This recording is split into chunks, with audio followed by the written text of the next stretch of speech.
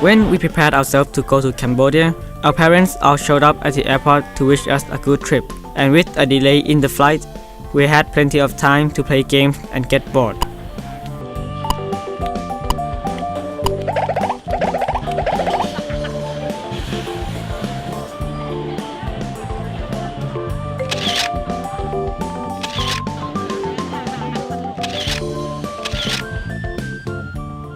Eventually though, we did make it to Cambodia and the capital Phnom Penh.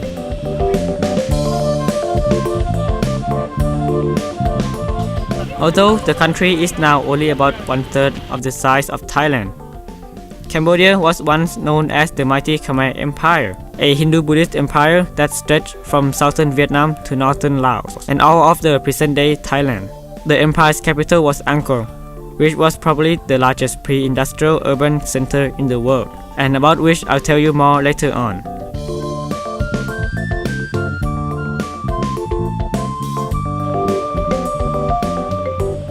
The Khmer Empire lasted for nearly 600 years until its defeat in the 15th century by invading Siamese force from Ayutthaya. In 1863, Cambodia was taken over by the French and declared as French protectorate, and the country did not gain independence until 1953. Even so, independence did not bring peace. The country was soon involved in the Vietnam War. By 1925, the Khmer Rouge taken control over the country and began their rule of terror and the Cambodian genocide, in which an estimated 2 million people were murdered. I will tell you more about these events later. The Khmer Rouge were ousted from power in 1979 by Vietnam in the Cambodia-Vietnam War, which was last until 1991. Cambodia has a constitutional monarchy, with the king as head of state and the prime minister as the head of government. One of the first places we visited were extraordinary chambers in the coast of Cambodia. We did have a chance to speak with Mr. Ned Petra, the press officer who explained to us the purpose of these chambers. My name is Ned Petra. I am press officer for the Extraordinary Chamber in the Court of Cambodia. Our aim to transfer the information about the development of the case, hearing everything at the court to the public. So I speak to the media and to the public and explain them what is going on in the case at the court and the evolution of the case, etc. For make sure that the people was informed about the court, because this court belong to all people. We go also to the field in the remote area to explain the people and to distribute the booklet on the ECCC and the document relating to the court to inform them and get them participate in the process. Until now, we have more than 240,000 people visit the court, including the hearing and the study tour. We are happy to work with Cambodia, and we work together to well understand the past via the trial against the former Khmer Rouge leader.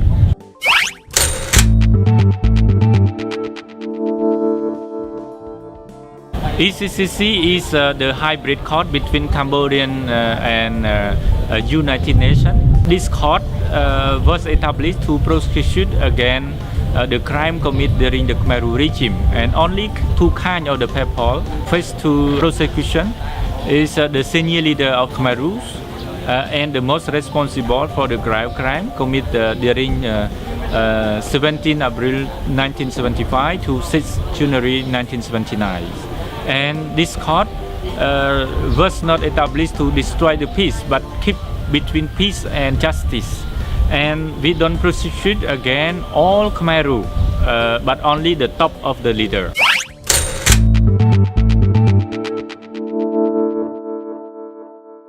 It is very important for the young generation, because this court will provide the real information and the credible information relating to the Khmer Rouge regime. Because until now, if you read the book, there is the different information from the researcher, and there is the different information from the different party. and we don't have one information, common information relating to the Khmer Rouge. But with this code, we will provide the real information, and also young generation is very important to learn, because first learn the past, our past, and avoid the repeat, avoid to repeat the same error in the past, you know, and then we can explain our next generation that we have this kind of the history in the past, very catastrophic and sadness, and a lot of the people were died, so we don't want to see this kind of the crime happen again.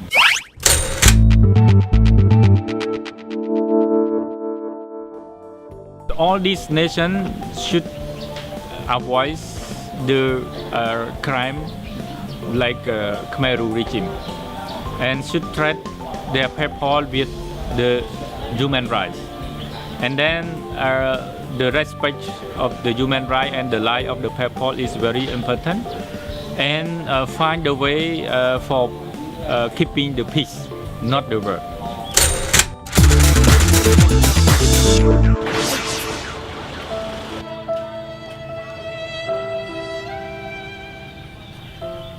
Over the past century, Cambodia has been torn apart many times by war and strife, but none more atrocious than the period of Khmer Rouge genocide. One of the first places to be established as a prison and interrogation center was a high school in Phnom Penh, which became known as Security Prison 21. The classroom would turn into cells and torture chambers. It is estimated that as many as 17,000 people were imprisoned at the center between 1975 and 1979, of which only 12 survived. The museum was opened in 1980s to serve as a memorial to the actions of Khmer Rouge regime, and the rooms within the museum has been maintained in the way in which they were found by the invading Vietnamese army in 1979.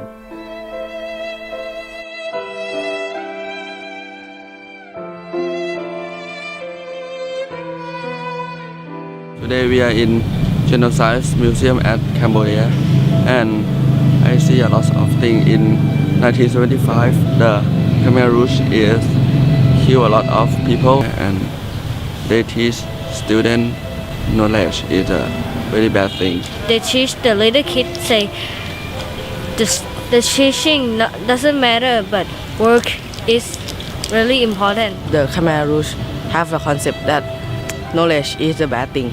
So if you want to learn, so you'll be killed. You see the picture about the dead people that in the war. So they have so many of people, and This museum is very scary.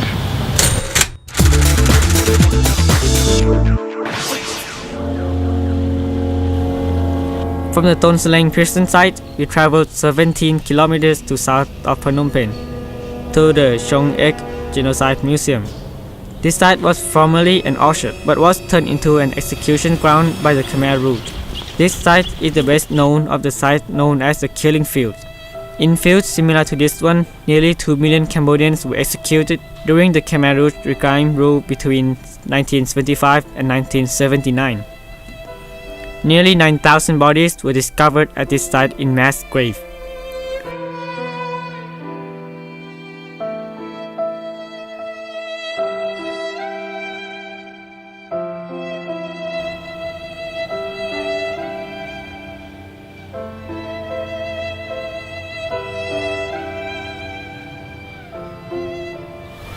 today we are in Killing Field that from Khmer Rouge. So I feel like this place is kind of like so bad, a little bit sad, menace, because the people that innocent and didn't do anything just killed. I think this place is like creepy, and when I walk around the place, I saw a lot of like clothes and a bone.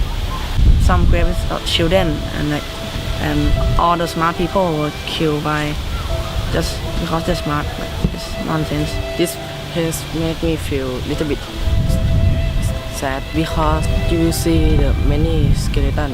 I feel really bad because over here it has a lot of dead people and a lot of bone. I think the Khmer is really bad people.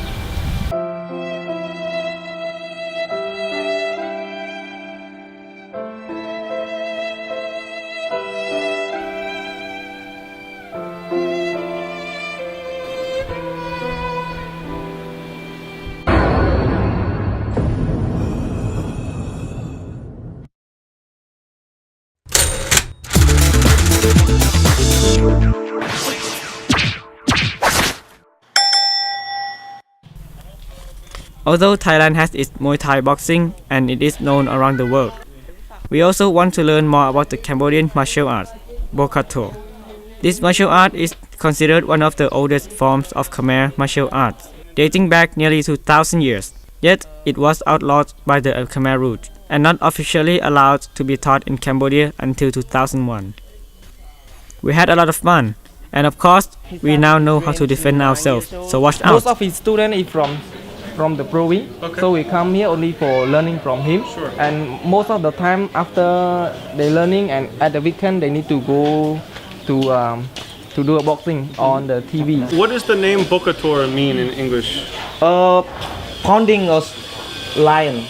Pounding a lion. Yes. So fighting a lion. Yes, pounding a lion. Yeah, that's the So name. the The name of their martial art, Bokator, Yes. means to fight lion. Yeah.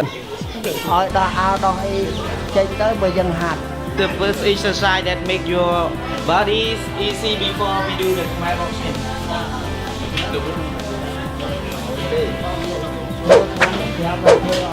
As strong as you can.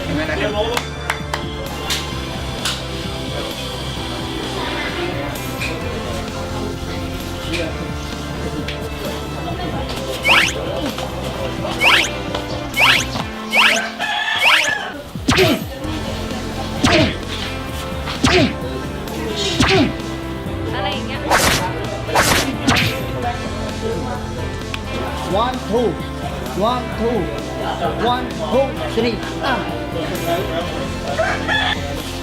Two, three. Okay. One, two, three. One.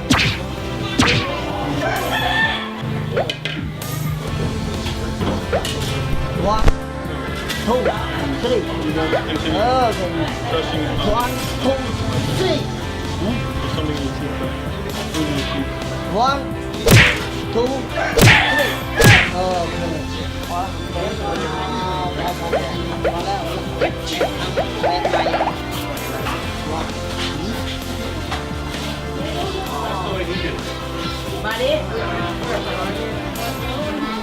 That punch is here. That punch is here. เป็นธรรมตีอ้าวอ้าวอ้าวอ้าวอ้าว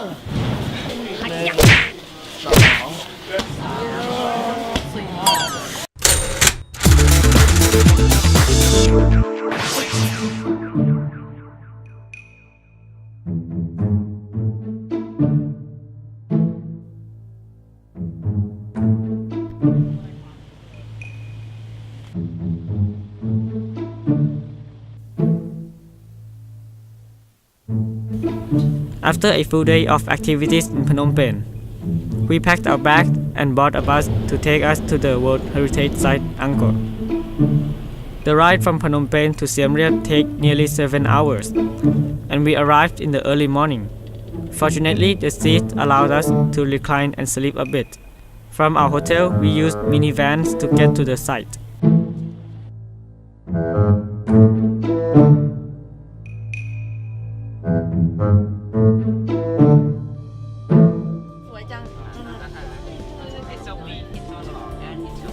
Angkor served as the capital of Khmer Empire from the 9th until the 15th centuries.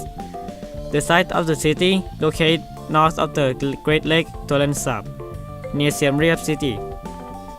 The site consists of more than 1,000 temples, some of which are simply piles of bricks to majestic Angkor Wat. Satellite images from the past decade have shown that Angkor lay at the center of an urban development that covered more than 1,000 square kilometers. It is possible that with its large and complicated water management network, Angkor supports a population of nearly 1 million people. นี่เราอยู่ที่นครวัดแล้วก็หลังจากนั้นเราจะไปนครธม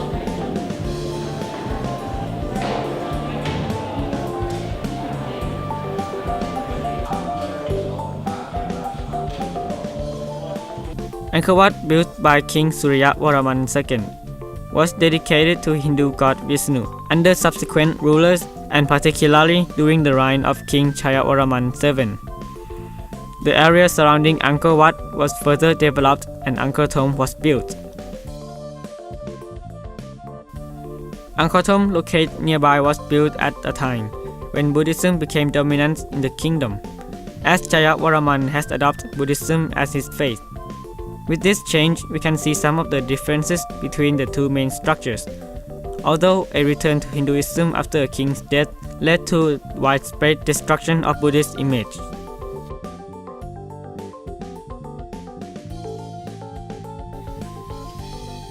Although the local population knew of these grand temples, it was not until 1907 that French archaeologists started restoration work. This work was interrupted by war in 1970 and only resumed at the end of Cambodian Civil War. Since 1993, work has been performed by international as well as domestic organizations in cooperation with UNESCO, which declared the site a World Heritage in 1992. This temple was located 6 kilometers north Siam Reap and south Angkor Thom. And this place is also the place that they do the funerary for the King Suryavarman II. And this place have the almost 9 temples in it, and we can finish walking in one day. So at least we need 3 days to walk around all the temple.